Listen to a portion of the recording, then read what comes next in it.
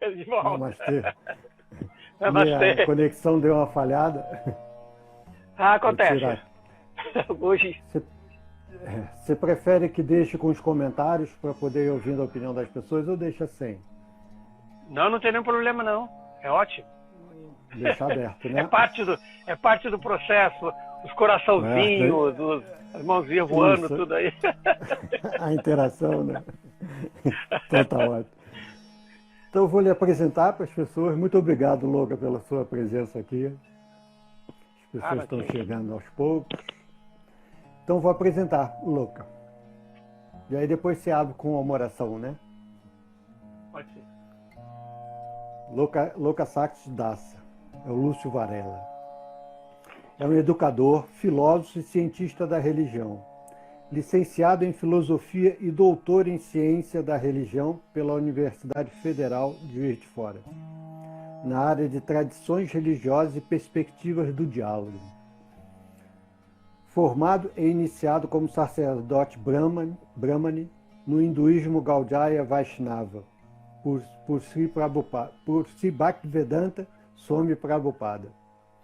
É também mestre de Reiki, com experiência pedagógica no ensino médio e superior e vivencial da cultura filosófica e espiritual da Índia, e no diálogo interreligioso. Tem realizado estudos, seminários e cursos relacionados ao sânscrito, yoga, filosofia vedanta, teologia hindu Vaishnava, estética, mitologia e cosmologia védica, religião comparada e filosofia comparada. Um grande amigo do professor Hermógenes, desde muito novo, né? Acompanhou o professor e é sempre muito bom ter você aqui conosco. Esses cursos... Igualmente, Vladimir. Obrigado. Teve um curso lá no Espaço Hermógenes da Barra que foi ótimo, né? Nós adoramos. Então, passo para você a palavra Educação para a Paz. Tá. Então, bom dia. Obrigado primeiro, Vladimir, e todo o pessoal aqui do Espaço Hermógenes pela oportunidade de estar aqui em outro encontro, não? Então, vamos começar cantando um mantra. Como nós vamos falar sobre educação, eu vou cantar um mantra védico, canta dos Upanishads, que os alunos cantavam junto com o professor para que todos pudessem crescer com o momento, tá? Om Sahana Bhavatu Sahana Bhunaktu Saha Viryam Karavavahai Tejasvi Navaditamastu Ma Vivi Shavahai. Om Shanti Shanti Shanti. Hari Om. Muita paz. Todos possamos aproveitar as suas palavras.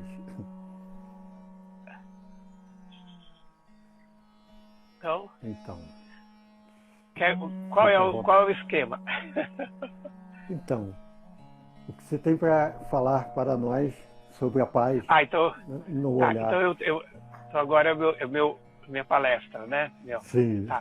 Então, primeiro de tudo, nós temos que entender que o conhecimento é algo assim que pode ser obtido de várias formas, né? Existe, segundo a teoria do conhecimento dos Vedas, né? De acordo com o Nyaya, existe uma coisa chamada pramana, meio válido de se obter conhecimento. Nós podemos conhecer as coisas pelos sentidos, isso é chamado pratyaksha, é o conhecimento empírico, ou podemos compreender as coisas pela nossa mente, pela indução mental, tanto pela indução como a dedução, que se chama anumana.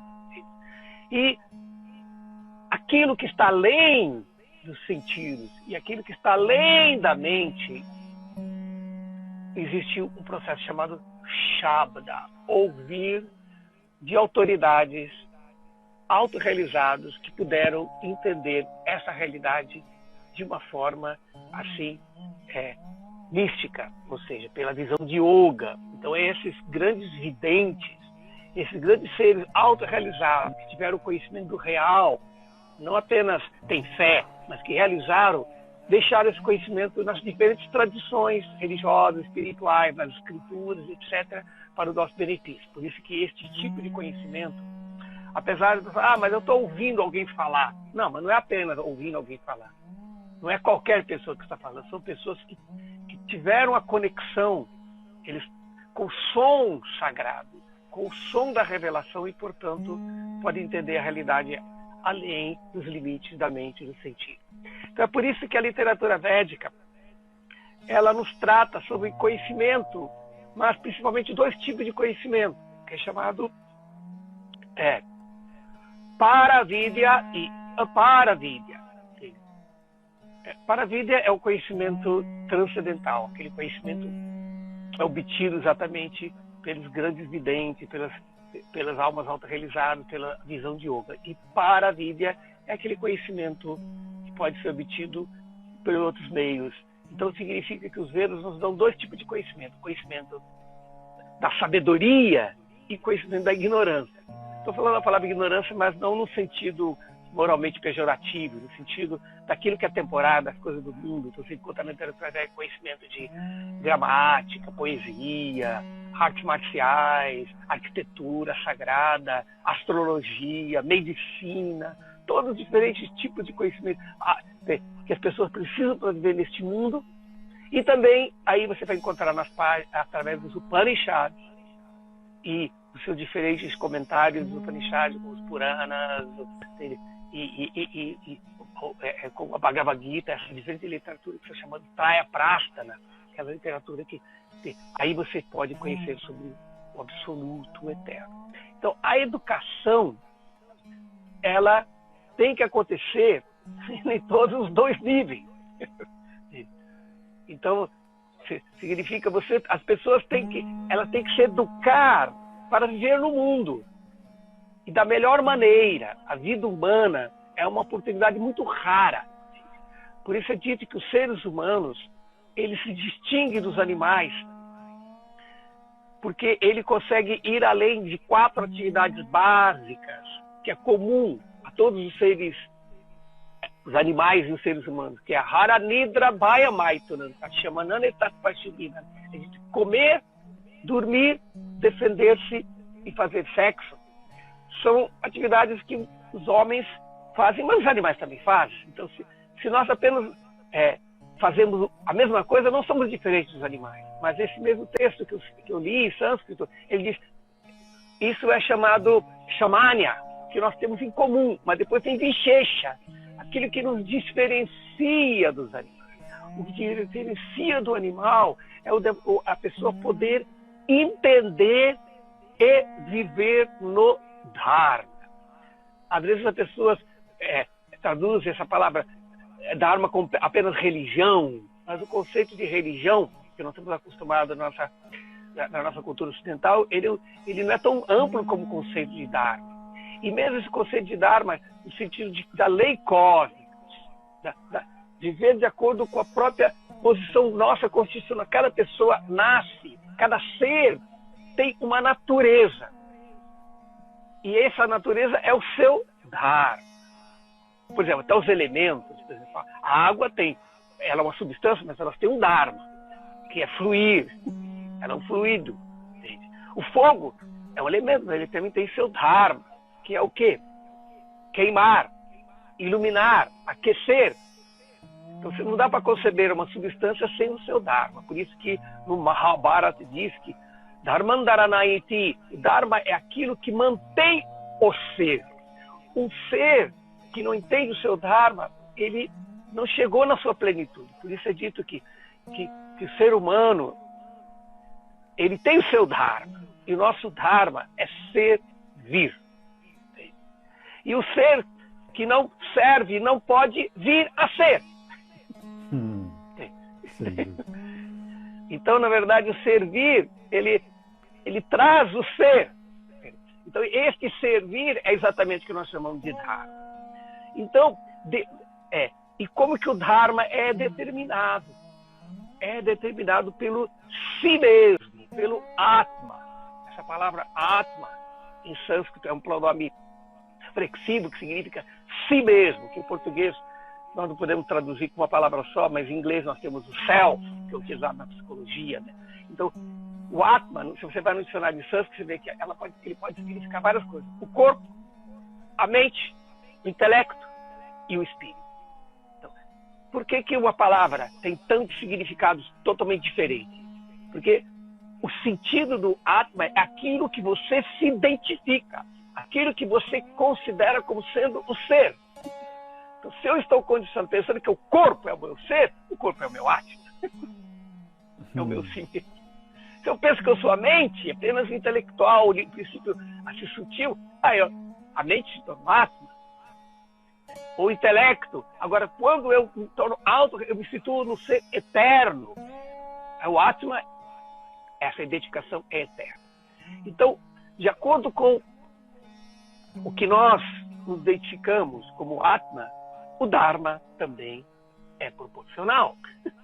Então, a nossa identificação com esse corpo e aquilo que está vinculado, que está conectado com este corpo material, se torna o Dharma. Eu tenho que servir a minha família, eu tenho que servir a minha pátria, eu tenho que servir a minha comunidade. Então, assim, nós adquirimos esse serviço. Então, isso é chamado Dharma. Então, tudo isso é considerado Dharma ou deveres. Então, nesse sentido, a palavra Dharma, ela tem significado de dever. Então, quando nós nos situamos, o Atma situa-se na sua plataforma de autorrealização, do ser eterno, porque ser é eterno. Krishna diz na Bhagavad Gita. Nasato vidyate bhavo, na bhavo vidyate sataha. Que os sábios entenderam que não há continuidade para o inexistente e não há cessação para o existente. Aquilo que é eterno. Tudo aquilo que vem a ser e deixa de ser não é o ser, é o estar. Então, dessa maneira, quando nós nos situamos na plataforma do ser, na plataforma do eterno, o Dharma é outro. Isso se chama... pode falar. Me surgiu aqui uma dúvida, uma questão. Então, o Dharma pode ser mudado conforme você muda seu estado de consciência, sua plataforma. Exatamente. Então, não é alguma coisa fixa o Dharma.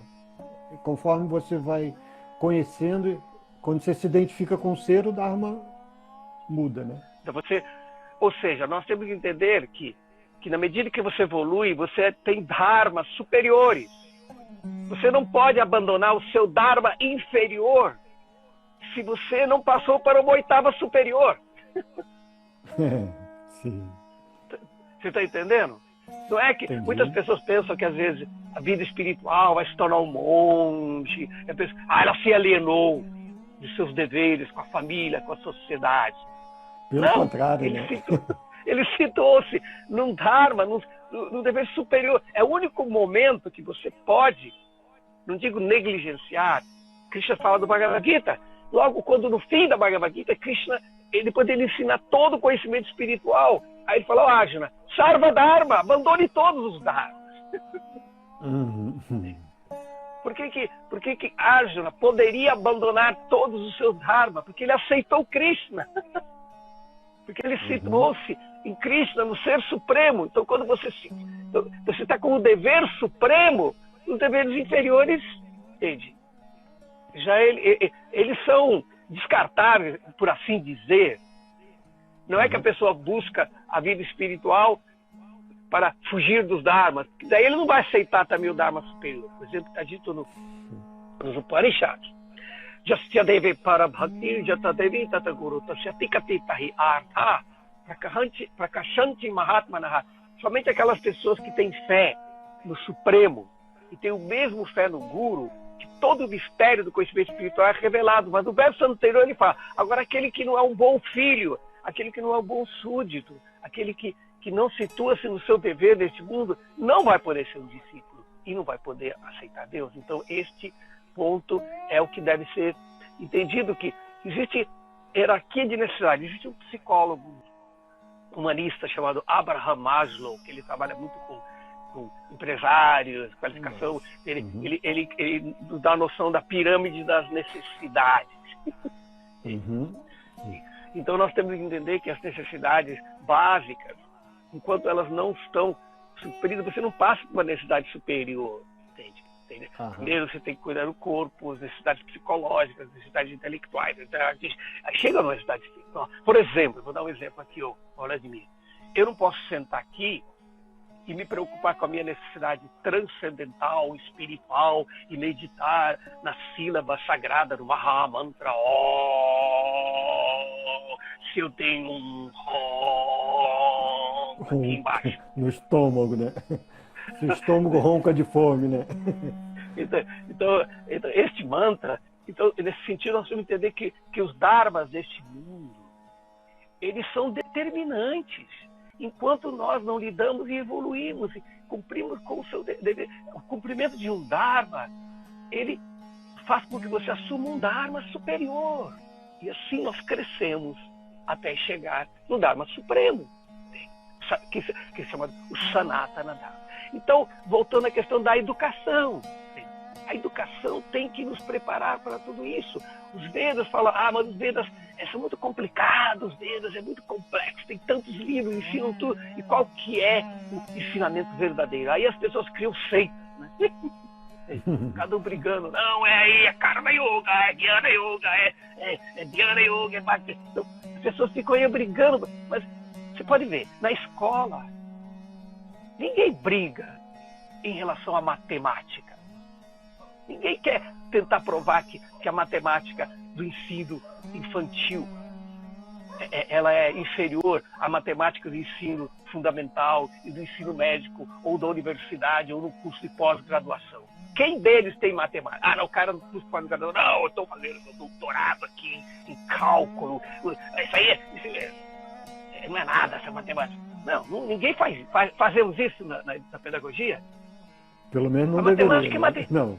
A matemática é matemática, são níveis. Aquela criança que está aprendendo bem, ela conseguiu entender as noções de grandeza, tá ali, e ela está ali não só repetindo, mas ela está aprendendo. O professor é glorioso dele, mas ele deu aquele conhecimento básico para ela. E assim é o conhecimento. E a vida espiritual também é da mesma maneira. Por isso que os Vedas nos estabelecem prioridades na educação, prioridades na existência, quando estabelece o conceito do que é chamado de Purusharthas. Os Purusharthas são as metas da vida humana. Então são 4 Purusharthas, que é Dharma, Artha, Kama e Moksha. Vou traduzir. Dharma, e aí exatamente. Você traz o Dharma como o primeiro? E aí você traz o Dharma como primeiro, porque ele é a base para todos os outros, né? Kama e Moksha. Exatamente. Então, quando você se situa no Dharma, se torna um ser humano e vive no Dharma, a sua vida se torna progressiva. Porque o que separa o karma do Dharma é exatamente isso. Porque no Brasil a gente tem essa noção meio baseada no espírito, esotérica, de que karma é coisa ruim, Dharma é coisa boa, né? Não tem nada a ver uma coisa com... Existe karma negativo, que é chamado vikarma, um karma que evolui, mas não tem nada a ver. Dharma é outra coisa. Eu vou explicar aqui a diferença do Dharma. Viver no karma é viver reativamente. Você comete uma ação, o resultado te impele a sofrer aquela reação, e ao mesmo tempo que você sofre a reação, você está gerando uma nova reação. Aí você fica no samsara. O karma, você está vivendo o quê? Reativamente. Então, vou dar um exemplo. Então, por exemplo, eu tenho uma família, esposa, filhos, não é o caso, né? Que são muito problemáticas, e aquele me inferno na vida, aí eu vou falar com você aqui, o Vladimir, puxa, que karma que eu tenho essa minha família. Eu estou vivendo o quê? Reativamente, não estou? Reativamente. Isso. Agora você fala assim, Vladimir, puxa vida, realmente é um trabalho ser chefe de família, com esposa e filho, porque o meu dharma, qual é o meu dharma? Qual é o meu dever nessa família? para me evoluir. Você entendeu? Eu continuo a fazer a mesma coisa. Mas, nesse segundo momento, eu vivo no Dharma. O outro vive no Karma. Uhum. E aí nós podemos remeter lá no início da sua fala, que essa reação, nós e todos os animais vivem assim, né? No espírito reativo. E que enquanto seres humanos nós podemos deixar de ser reativos e passar a ser mais o ser humano, né? Através do Dharma. Nós podemos viver progressivamente, não reativamente. Sim, enquanto reativos nós somos animalescos, né? Somos animais, vivendo uma vida dos animais. Mas as pessoas falam, não, mas os animais, os seres humanos eles são diferentes, eles são inteligentes. Mas quem disse que os animais não são inteligentes? Quem tem gato sabe como. Quem tem cachorro. Eles são inteligentes, eles são muito inteligentes, às vezes a gente fica surpreso, não. Mas dá uma olhada. Para que eles usam a inteligência? Para garantir, né, a sobrevivência, né? Para comer, dormir, defender, sexo. O gato, quando ele arranha a janela, a porta para poder entrar em casa para dormir junto com o dono, não. Ele é inteligente, ele consegue ser. Então, na verdade, voltando a essa questão dos purusharthas, a base é o Dharma, viver no Dharma. Então, quando nós começamos a viver no Dharma, a nossa vida se torna progressiva, como eu estava falando. Aí nós começamos a evoluir. Então, quando a pessoa tem uma existência que suas ações são progressivas, o que vai acontecer com ela? Ela vai ter condições de ter prosperidade material. Aí vem o segundo purushartha, que é Artha. Artha é desenvolvimento econômico. Então, aí ela tem desenvolvimento econômico, e como ela viveu no Dharma, ela não ficou rica roubando ninguém, explorando empregada. Ela tem um Artha positivo. E isso permite ter Artha, ter facilidades materiais, permite que nós possamos obter o terceiro purushartha, que é Kama, para satisfazer nossos desejos materiais. Então aquela pessoa ali, ela tem prosperidade material, ela pode satisfazer todos os seus desejos materiais, mas ela tem uma base do Dharma. Então, quando ela chega na saturação desses três estágios, porque a alma é eterna, plena de consciência e bem-aventurança. A vida temporária neste mundo, o conhecimento limitado, iludido pelos fake news, e o prazer temporário não satisfaz a alma. Então chega no momento, quem alcançou o estágio, está vendo as necessidades básicas, Dharma, Artha, Kama, ele se frustra, porque a alma quer algo que ela não pode alcançar nesse mundo, mas ele já teve de tudo, ele já experimentou de tudo, aí ele se frustra, aí ele busca o quarto purushartha. Então a maior parte, aquela parte dos Vedas chamado Karma Kanda, dos rituais, a adoração dos deuses, tudo isso, é para elevar as pessoas desses três purusharthas básicos, que é o mundo do karma. Então, como nós vivemos o mundo do karma no Dharma, no momento da frustração, nós buscamos a transcendência, buscamos moksha. Agora, se você alcançou esse estado de frustração, de Kama, do prazer material, sem ter o Dharma, se não for progressivo, o seu moksha não vai ser vida espiritual, vai ser drogas, álcool, fuga, que é parecido. Por isso que algumas pessoas maliciosamente comparam os Hare Krishna, os monges, como que aceitaram uma religião, se dedicar é a mesma coisa que ser viciado em droga. É uma fuga, porque a dinâmica psicológica de moksha. Um viciado em droga, o alcoólatra, ele busca moksha ali. O suicida, ele busca moksha ali. Mas como ele não tem base, conhecimento espiritual, ele tem que voltar no processo de novo. E às vezes de uma maneira até inauspiciosa. Então, portanto, o quarto Purushartha, que é obtido pela sessão do Paravidya, conhecimento transcendental. O Aparavidya lida com os 3 Purusharthas. Mas ambos são necessários, são importantes. Eles são complementares. Você não pode artificialmente querer já ficar em moksha. Então aí você vai encontrar um monte de swami, monge, que tem necessidade ainda de arta e kama, e fica explorando os discípulos, ficam caindo em cima das discípulas bonitas, fazendo uma sessão mais esotérica do Tantra, né? Porque essas pessoas ainda, eles estão no caminho de moksha, mas eles ainda não chegaram lá por esgotamento. A pessoa não busca a vida espiritual se ela ainda não está esgotada neste mundo. Então, e por isso que a gente tem que entender a pluralidade que o caminho védico do yoga nos ensina e respeitar as pessoas do seu nível. Então, eu acho que com isso deu para eu fazer uma exposição bem sobre educação. O que é educação para a vida? Educação para a vida é nos educar para viver neste mundo e também não ser ingênuos, entender a natureza deste mundo, como Krishna diz no Bhagavad Gita. O mundo material, a existência material é dukkhalayam ashashvatam. É cheia de sofrimento e é temporária. Então, com esse conhecimento, aí nós vamos buscar a vida espiritual. Então, a vida espiritual não vai ser fuga, ela não vai ser alienação, vai ser parte do processo do nosso crescimento. Então, a transcendência do Dharma. Por exemplo, você pode ver que, por exemplo, o texto do Karma Mimamsa, escrito pelo sábio Jaimini, que tem o processo da ritualística, ele diz: Atato, agora da vida humana é para viver no Dharma. E depois você vai encontrar o Vedanta, que Vyasa Deva fala: não, Atato Brahma, agora é hora de abandonar o Dharma e buscar o Brahman, e buscar o ser, buscar o eterno.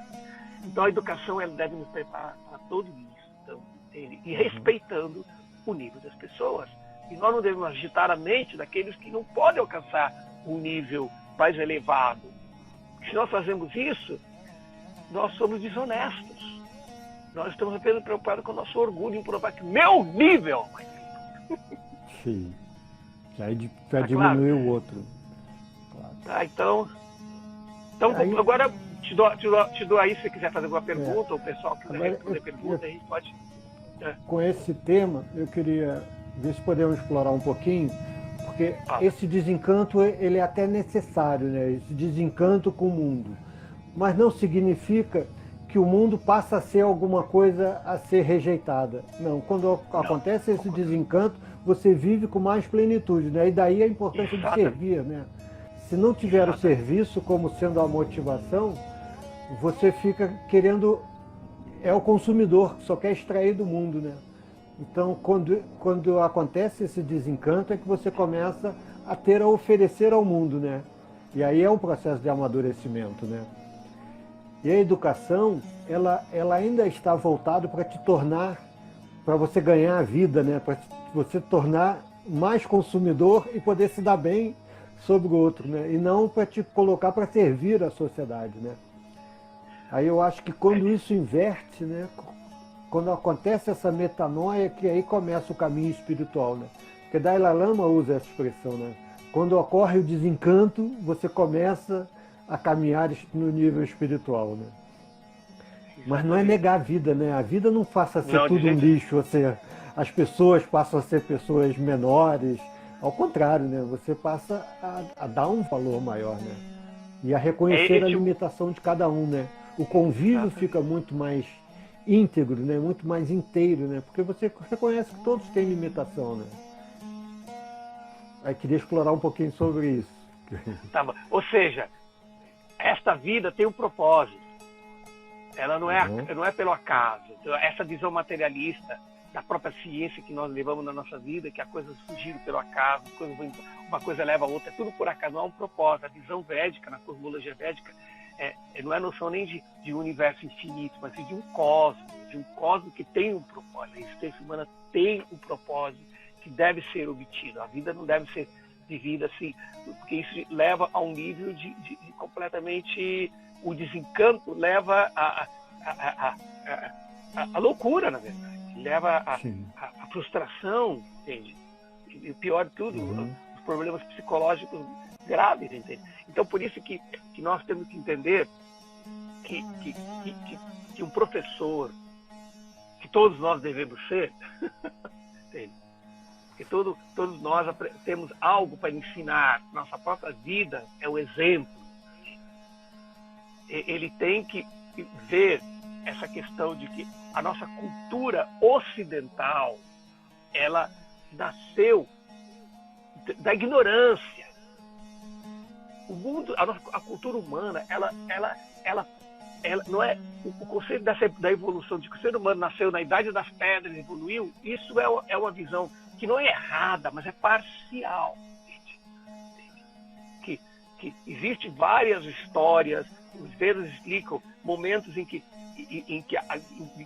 quando o mundo foi criado, nasceram pessoas iluminadas também, junto com pessoas que estão no nível denso. Isso é natural, sempre conviver. Por exemplo, eu estava lendo um livro agora, A História Desconhecida da Raça Humana, né, que descreve que as evidências arqueológicas dos homens de Neandertal, etc., ela não pode ser aceita absolutamente, porque existem evidências arqueológicas de vestígios de vida humana moderna, civilizada, junto, ou mais antigos que esses vestígios de homens primitivos.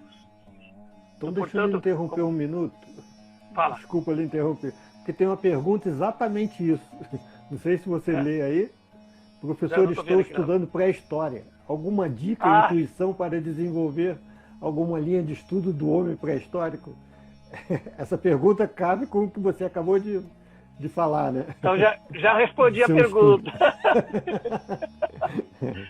antes de ser reformulada. Desculpe te interromper. O ponto é nós entender que este mundo é uma escola que tem todos os níveis. Essa colocação de que todos nós somos professores e nós ensinamos com o nosso exemplo, isso é muito importante, né? Porque precisamos ser o próprio exemplo, né? Para os outros, para a humanidade.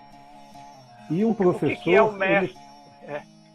Um professor, ele tem uma habilidade de reconhecer aquele aluno que tem aptidão para matemática, o outro para negócios, o outro não quer muito estudar, mas ele quer trabalhar ali, né? Então, desenvolver essa habilidade é alguma coisa importante, né? Daí nós podemos reconhecer. As pessoas não vão ser iguais todas, né? Cada um tem o seu dharma, tem a sua característica, né? Nós devemos dar o exemplo e também perceber que as outras pessoas, cada um vai ter uma forma de se comportar e agir no mundo, né? E o mundo se completa com essas diferenças, né? Exatamente. É como o médico, né? O médico, ele não pode tratar todos os doentes com o mesmo remédio. Às vezes um remédio cura um paciente, mas se ele der aquele mesmo remédio para outro paciente, ele mata. Então podemos ver que essa necessidade didática, pedagógica da existência neste mundo, entende? Nós temos que nos aproximar de pessoas que estão caminhando na frente, entende? Não é que a pessoa deve abandonar o seu bom senso, a sua capacidade de crescer e aceitar cegamente o que os outros falam. Não. Esses seres trilharam um caminho, nós vamos caminhar aquele caminho unicamente se aquele caminho nos der a realização para que nós possamos tornar sábios. Então, por isso que a cultura védica, ela tem a posição de um mestre, mas o conceito de um mestre espiritual da Índia é muito mal interpretado no Ocidente. A pessoa acha que a pessoa tem que colocar a sua vida, colocar o seu crescimento, colocar a sua evolução na mão de uma pessoa. Não é isso. Não é isso. Nós temos que ter a responsabilidade pelo nosso próprio crescimento, estarmos abertos a quando o Senhor Supremo, vendo a nossa sinceridade, nosso desejo, nos coloca pessoas no caminho para nos guiar. Por isso eu sempre digo que o guru, o mestre, ele não é o motor do barco da salvação. Ele é apenas o leme. O leme. Nós temos que remar, nós temos que fazer o barco andar.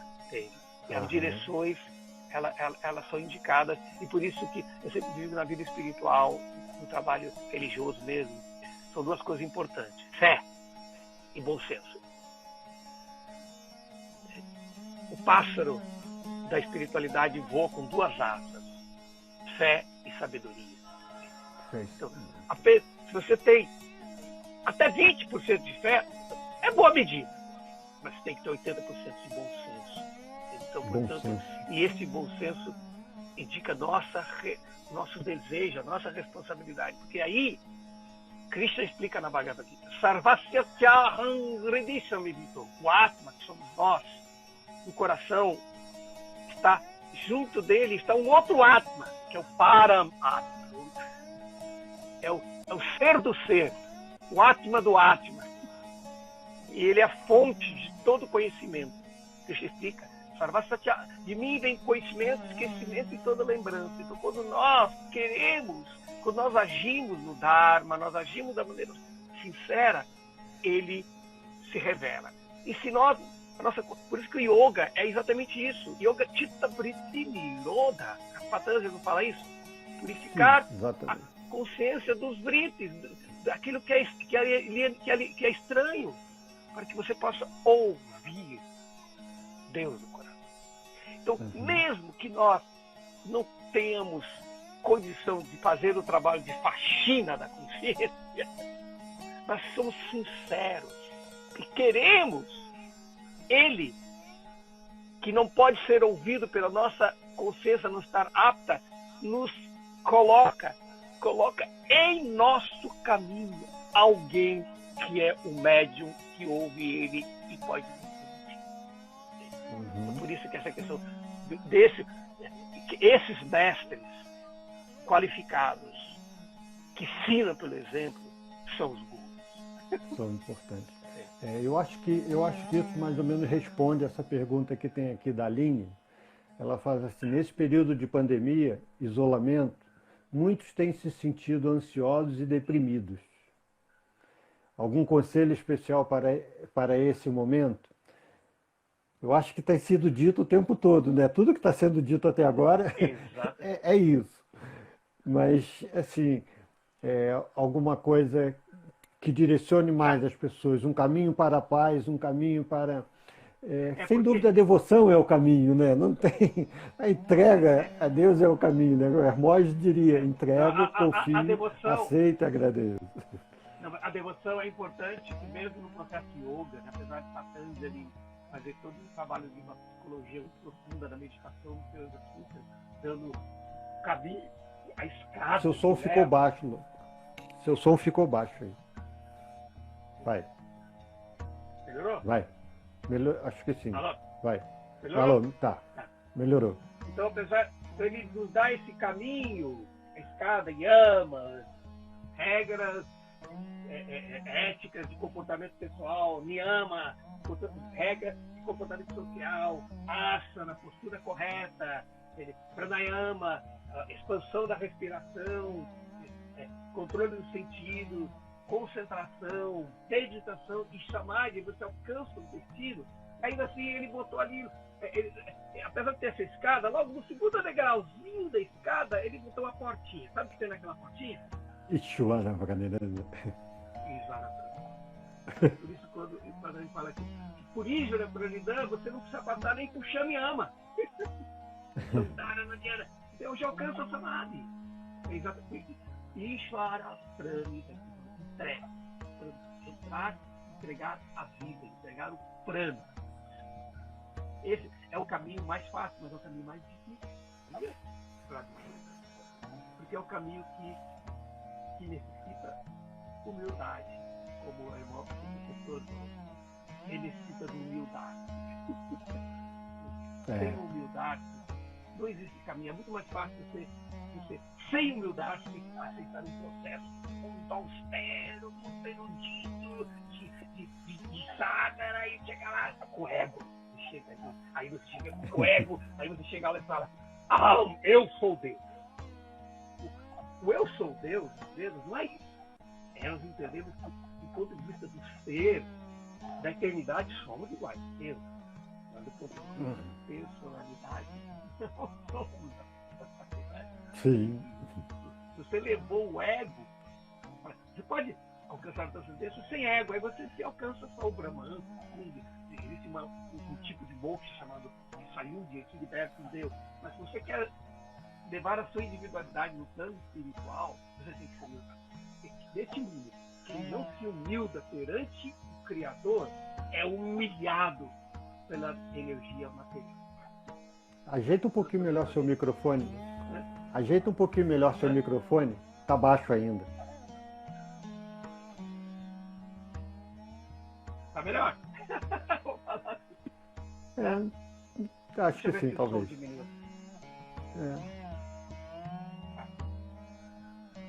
Mas vamos. Tá baixo, mas dá para escutar. Eu tenho que falar mais alto. Eu estava baixando a voz, eu estava falando muito alto, agora eu tenho que falar mais alto mesmo. Então, deu para entender essa questão de entrego, né? E para entregar tem que ter humildade. E humildade de humildação, não humildade de ser humilhado. Porque quando a pessoa é humilhada, ela entra em depressão, entendeu? E aí quem é humilhado é o ego, né?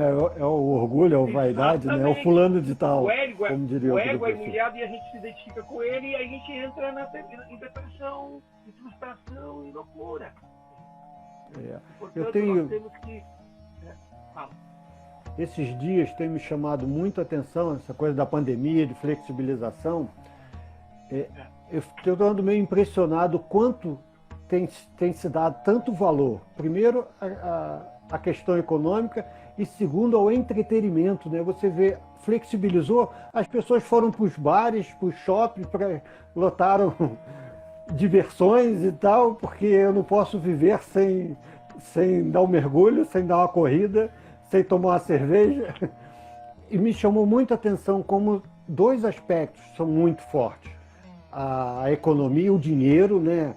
A ganância e o entretenimento, a diversão, o lazer. O lazer, assim, muito pequeno, né? Isso tem me chamado muito a atenção. Como é que as pessoas saíram... Outro dia tinha uma fila, postaram uma fotografia de uma fila das pessoas para ir ver a Pedra Bonita. Então, o distanciamento, as pessoas estavam coladinhas na fila. Nunca teve ninguém, provavelmente ninguém nunca foi na Pedra Bonita. Agora, me chamou muita atenção como a diversão, o lazer, o entretenimento é motivação para as pessoas, né? É o que dá sentido à vida, e a vida tem um sentido muito maior que isso. Aí deprime, né? Porque não pode ir... Exatamente. Mas não é só isso, porque a natureza da alma, não o corpo, o ego, causado pelo guna, pelo raja, mas o ser, ele exige essa natureza porque ele está em comunhão com Deus, ele está em yoga, aí ele reflete a natureza divina, que é Sat, Chit e Ananda. Sat é existência, Chit é conhecimento, e Ananda é bem-aventurança, é o prazer. Então agora, voltando nesse exemplo que você falou da pandemia aí, as pessoas, elas arriscam o seu ser, a sua existência, para ter conhecimento e prazer. Mas você tem que garantir a sua vida para que você possa ter conhecimento e ter prazer. Nesse momento as pessoas esquecem de ser holístico, de ser integral. Você não tem que buscar um em detrimento dos outros. Então, acho que aí, então, se nós entendemos isso, vai ser mais difícil a gente estar em depressão, em frustração, em sentir aquela solidão, né? Solidão, e também, esse é o momento também de muita solidariedade, né? Buscarem os outros, procurarem as pessoas, se elas estão bem, porque mesmo que a gente não possamos vê-las, nós podemos estar presentes no telefone, agora na internet. É importante as pessoas entender que a integridade de todas as pessoas tem que existir. Então, as pessoas devem receber. Por isso que foi um desafio essa pandemia para mim, porque eu comecei eu vivia de curso, de professor, não sei fazer outra coisa. Aí fiquei sem emprego. Ninguém mais me convidou. Tinha palestra ali devia ter um curso até aí com o Instituto Hermógenes. Thiago, foi cancelado, o curso ali foi cancelado, e você falou, pô, aí ele falou, não, aí eu fiz os meus cursos online, e foi um sucesso. As pessoas ouviram muito mais do que nas presenciais. Então, nós temos que entender que nós temos que nos adaptar, e não adianta chorar, porque na verdade, ou seja, a realidade não está na nossa vida. Então, por isso, nós podemos encontrar o ser, conhecimento, da maneira como está agora, e nos acostumar a fazer eu sempre digo, temos que fazer a paz com o karma. Quem é revoltado com o seu karma, não chega ao Dharma. Quem faz as pazes com o karma, pode alcançar a dimensão de Dharma. E aí aquilo, em vez de ser um sofrimento, se torna um aprendizado, se torna uma lição. E aí a pessoa pode evoluir. O conhecimento, nós podemos adquirir, todos sempre podemos adquirir. A tecnologia veio esse karma da pandemia, também nós tivemos o karma da tecnologia. Estamos permitindo que nós tenhamos ainda conhecimento e também Ananda, a dimensão. Por exemplo, ontem mesmo a minha esposa está feliz ali, o live do show do Caetano. Então, que lindo, né? Foi lindo. Não é acessível, não. Então, é isso aí. Sabe que isso foi uma coisa. Isso foi uma coisa que eu aprendi com o professor Hermógenes, logo nos primeiros contatos com ele, quando foi dito assim, nada vem para nos castigar, tudo vem para nos lapidar. Tudo é uma oportunidade de aprender, né? Então, se você para de reclamar e passa a ver o que tem para aprender com aquilo, né? Fica muito mais leve a vida, né? Fica muito menos sofrida. Porque não dá para resistir, né? Não adianta ficar impondo resistência o que a vida traz. A pandemia, por exemplo, a vida trouxe, né? A princípio ninguém tem culpa. Não adianta lamentar e querer transferir. É aprender com aquilo, né? Achar o culpado não vai eliminá-lo. Não vai eliminar. Então é se acomodar, né? Exige uma acomodação, uma entrega a Deus. Disso que eu acho que o Hermógenes foi perfeito quando ele sustentou: entrego, confio, aceito e agradeço. A entrega no primeiro elemento é a entrega. E entrega com humildade, né? A humildação. E confio, aceito. E as pessoas têm que entender que isso não é uma coisa não é uma forma de nos aniquilar, pelo contrário. Aniquilar o ego não é nos aniquilar, não é aniquilar o ser, ao contrário, é salvar o ser. Exatamente. Sabe que essa relação do entrega, confio, aceito e agradeço, não sei se ele está aqui, um amigo médico teve um câncer e nós conversávamos muito e eu dizia, entrega, confio, aceito e agradeço. E ele dizia, o agradecer para mim é muito difícil. E eu fiquei muito tempo com isso na cabeça.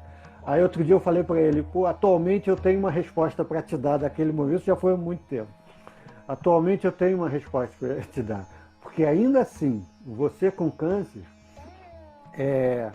você ainda assim tem a oportunidade de escutar o cantar dos passarinhos, você tem a oportunidade de ser cuidado por um médico, você tem a oportunidade de ver um desabrochar de uma flor, né? Então tenho que agradecer.